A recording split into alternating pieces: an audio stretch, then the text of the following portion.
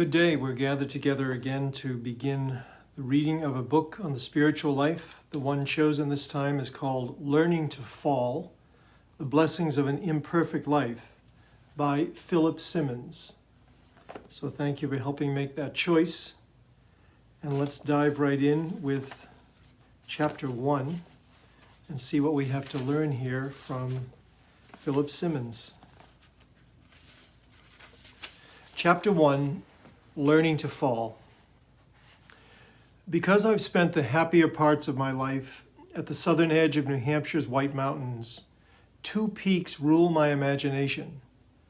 Mount Washington for its sheer size, its record winds and killing weather, and Mount Chikora for its noble profile and for the legend of the defiant Pequawket Indian chief who leaped to his death from its summit, cursing the white men who had pursued him there.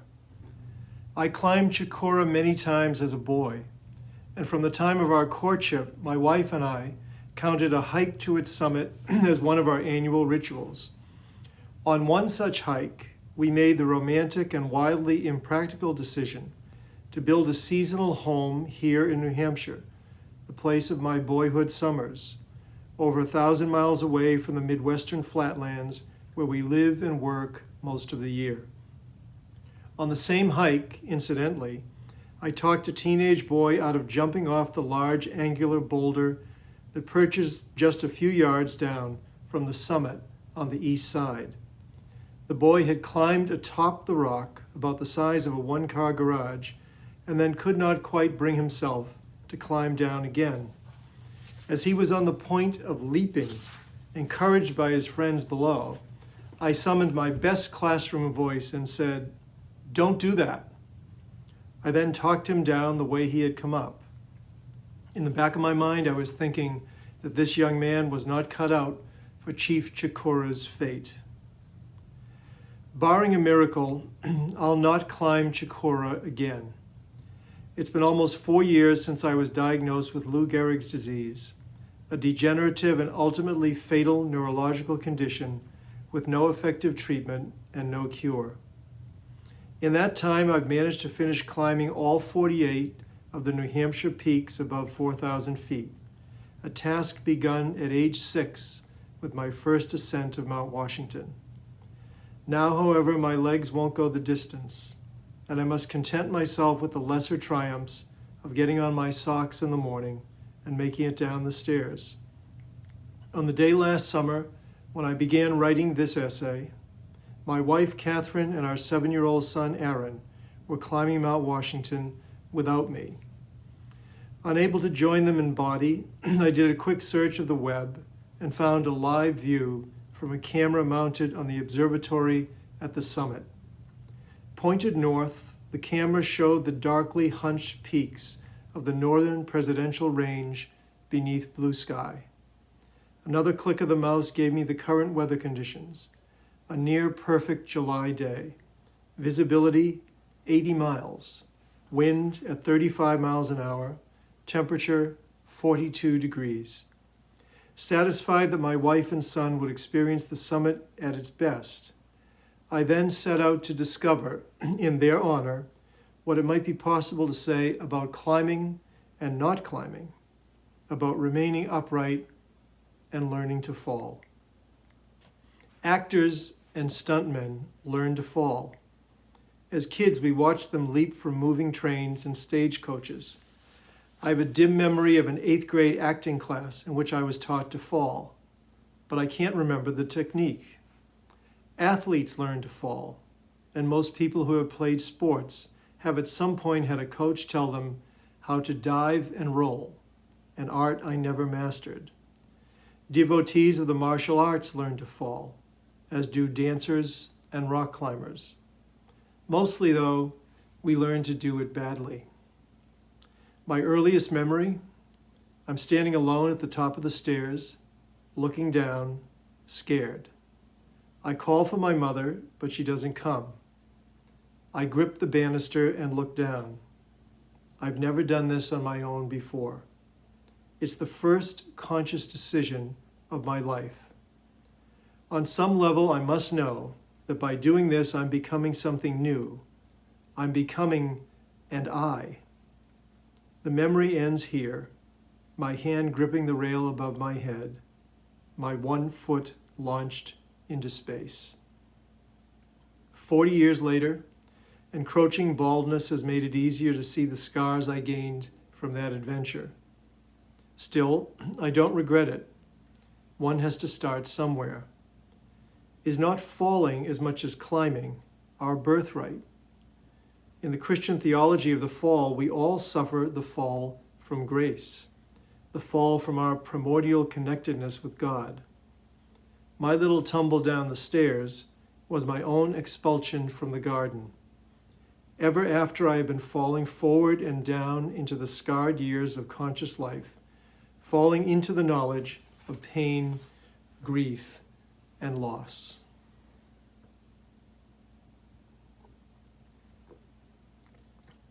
We have all suffered and will suffer our own falls.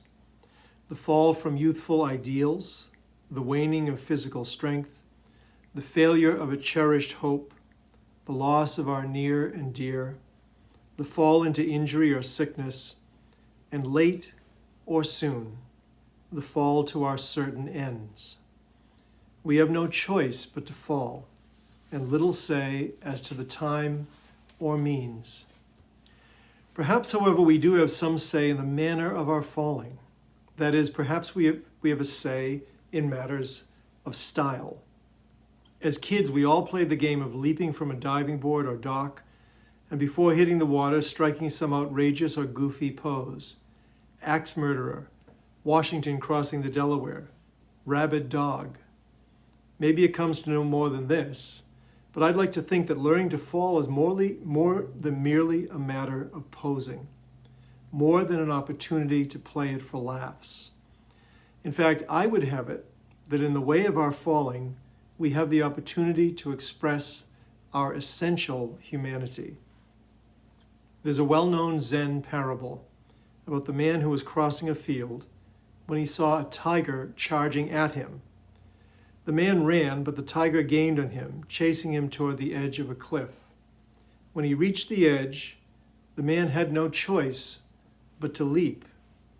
He had one chance to save himself, a scrubby branch growing out of the side of the cliff about halfway down. He grabbed the branch and hung on. Looking down, what did he see on the ground below? Another tiger. Then the man saw that a few feet off to his left, a small plant grew out of the cliff, and from it there hung one ripe strawberry. Letting go with one hand, he found that he could stretch his arm out just far enough to pluck the berry with his fingertips and bring it to his lips. How sweet it tasted. I'm sure we've all found ourselves in this predicament. I found myself in it summer before last, halfway up the rock slide on the north peak of Mount Tripyramid. The north slide of Tripyramid is a mile of slick granite slabs and loose gravel, partially grown over with scrubby spruce and birch on a pitch as steep as the roof of your house. I had done this hike as a boy in canvas sneakers and long pants, but had not remembered how hard it was. Earlier that summer, my weakening, wobbly legs had managed to get me up Chikora with only little trouble on the upper ledges. But here, they had failed me. I had already fallen twice, bruising ribs, gashing knees, mashing one elbow to pulp. Standing there looking over the valley, my legs shook, and each breath brought pain. I had been in tight spots in the mountains before, but this was the closest I had ever felt to the entire wretched business of litters, rescue teams, and emergency vehicles. I looked out at the mountains because they were the only things I could look at. The view down the slope at my feet was terrifying. The view up at the climb ahead, intolerable. Tigers either way. In such a situation, one looks for blessings. As I stood there in pain, looking neither up nor down, but out across the valley to where granite peaks rose against a turbulent sky, I counted among my blessings the fact that it wasn't raining.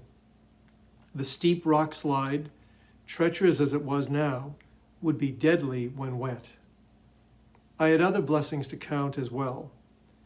3 years into the course of an illness that kills most people in 4 or 5, I belonged, statistically speaking, in a wheelchair, not on the side of a mountain.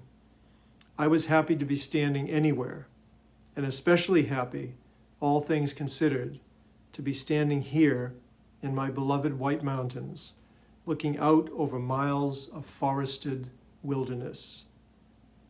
There was, however, that turbulent sky.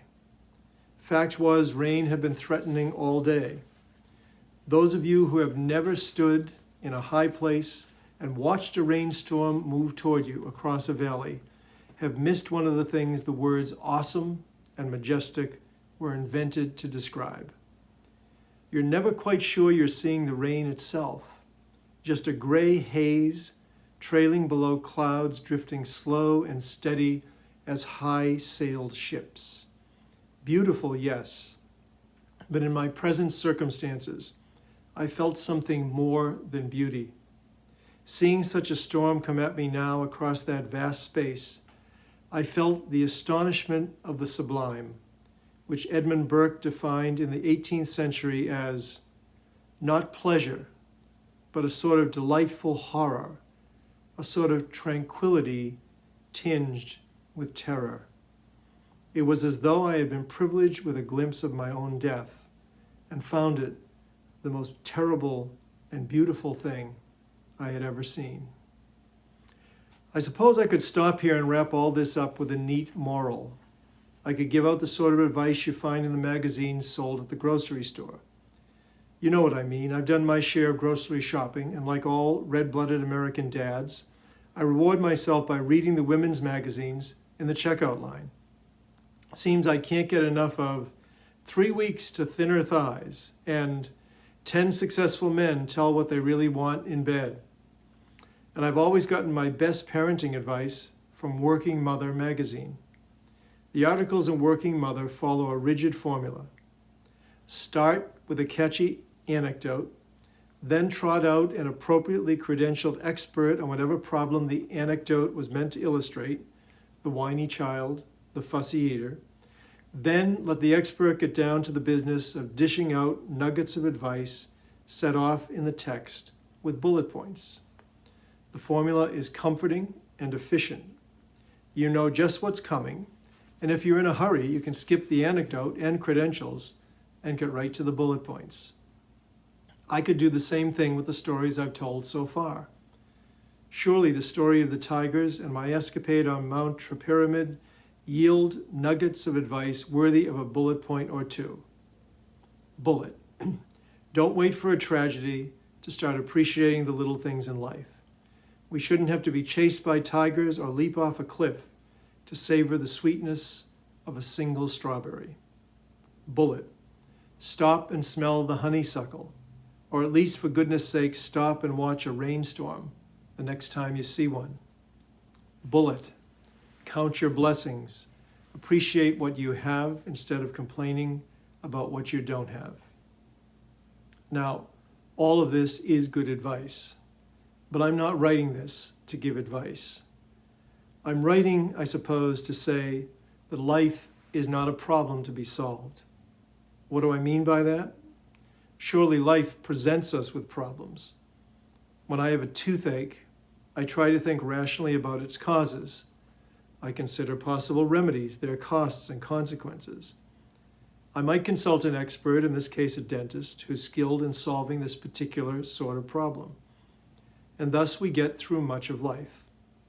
As a culture, we've accomplished a great deal by seeing life as a set of problems to be solved.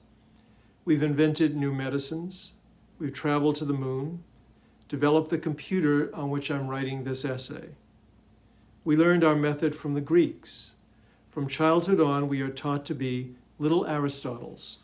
We observe the world, we break down what we see into its component parts, we perceive problems and set about solving them, laying out our solutions in ordered sequences like the instructions for assembling a child's bicycle. We have gotten so good at this method that we apply it to everything. And so we have magazine articles telling us the 6 ways to find a mate, the 8 ways to bring greater joy into your life, the 10 elements of a successful family, the 12 steps towards spiritual enlightenment. We choose to see life as a technical matter. And here is where we go wrong. For at its deepest levels, life is not a problem, but a mystery. The distinction, which I borrow from the philosopher Gabriel Marcel, is fundamental. Problems are to be solved. True mysteries are not. Personally, I wish I could have learned this lesson more easily, without perhaps having to give up my tennis game. But each of us finds his or her own way to mystery. At one time or another, each of us confronts an experience so powerful, bewildering, joyous, or terrifying, that all our efforts to see it as a problem are futile. Each of us is brought to the cliff's edge. At such moments, we can either back away in bitterness or confusion, or leap forward into mystery. And what does mystery ask of us? Only that we be in its presence, that we fully, consciously hand ourselves over.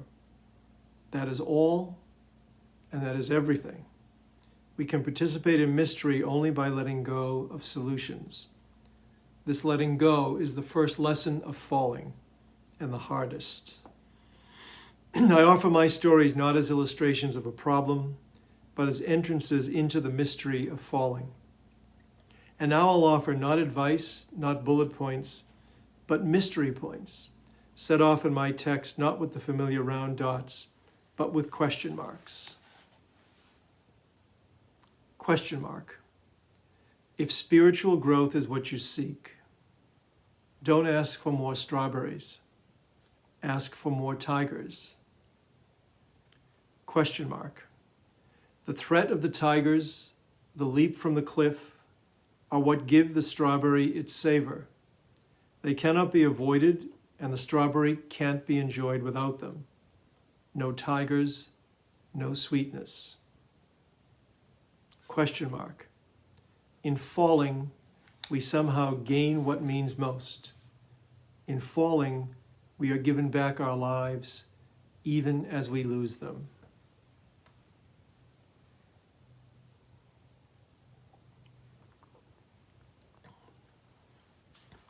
My balance is not so good these days, and a short time before I began work on this essay last summer, I fell on the short path that leads through the woods from our driveway to the compost pile.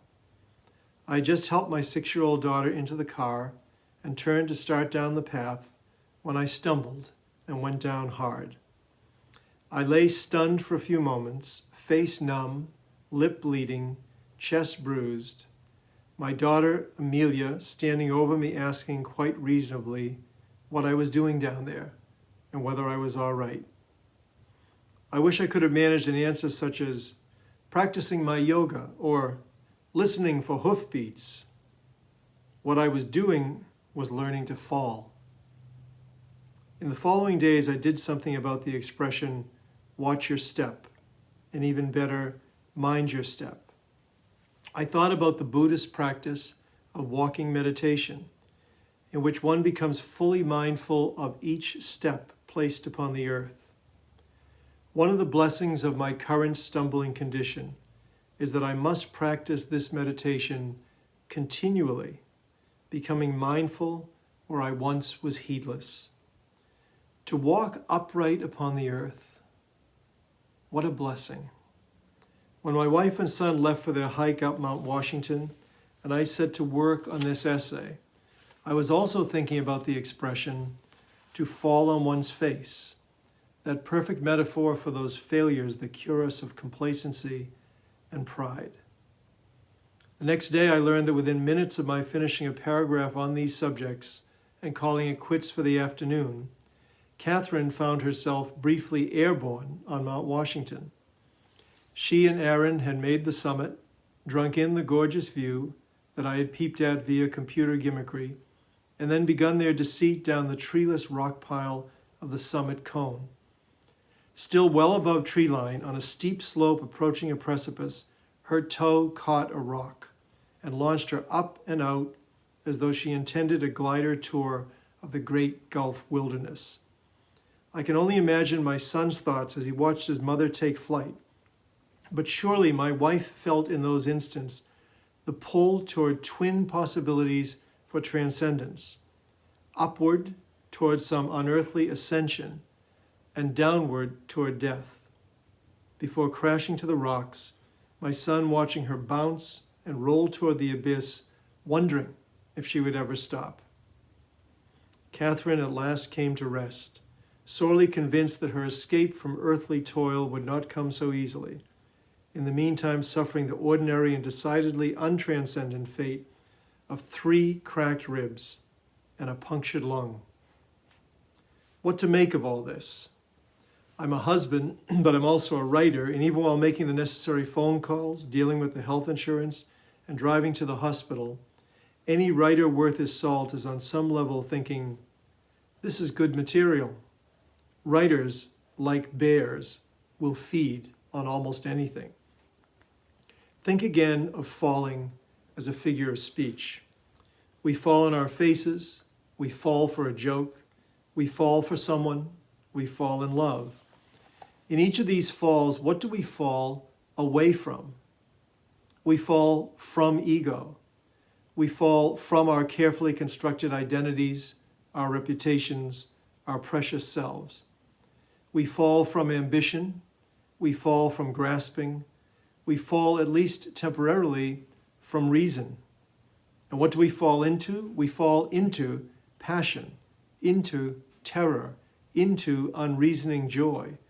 We fall into humility, into compassion, into emptiness, into oneness with forces larger than ourselves, into oneness with others whom we realize are likewise falling. We fall at last into the presence of the sacred, into godliness, into mystery, into our better, definer natures. After a few nights in the hospital and 2 difficult months, my wife's ribs have mended. And I did make it to the top of Mount Tripyramid that day, despite the storm that splattered the rocks and sent us scurrying for rain gear. For I was not alone.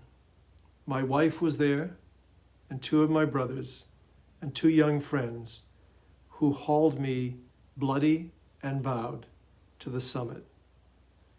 But this is not a story of triumph over adversity.